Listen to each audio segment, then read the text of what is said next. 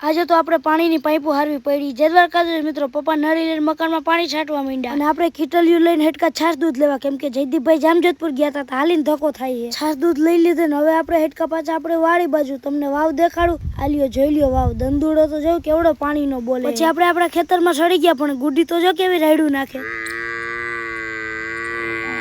પછી મહિલો આવી ગયો પાઇપુનો રિક્ષો ભરી અને અડધી પાઇપ ઉતારીને રિક્ષો જવા દીધો, કેમ કે પાઇપુ પાથરવાની હતી। મહિલો રિક્ષો હાંકતો હતો ને પપ્પા વાંથી એક એક પાઇપુ પાડતા જતા હતા। તો મહિલે મને બરકી લીધો પાઇપુના થપ્પા હારવા, તો આપણે હારવા માંડ્યા પાઇપુના થપ્પા અને મહિલાના એરંડા ઉપડી પણ ગયા છે, એ બધા આયા ભેગા કર્યા છે અને આપણે આ પાઇપુ રાખી દીધી ને પપ્પા ને મહિલો બે પાઇપુ ગોઠવતા ગયા। પણ દુઃખ એટલું જ નથી, પાછો ધક્કો થયો પાઇપુના થપ્પા લેવા, તો હું અંબે પાછા પાઇપુનો થપ્પો લેવા ગયા। મહિલે થપ્પો ઉપાડ્યો, વાહે મી ઉપાડી લીધો ને હેટકા જ્યાં પાઇપુનો થપ્પો રાખવાનો હતો ત્યાં અને પાઇપનો થપ્પો રાખી દીધો ને ફાઇનલી હું આઝાદ થઈ ગયો। તો હેટકો આપણી વાડી બાજુ જયદીપભાઈ જામજોધપુર થી આવી ગયા હતા, નીતો ઇન્દીવાલોમાં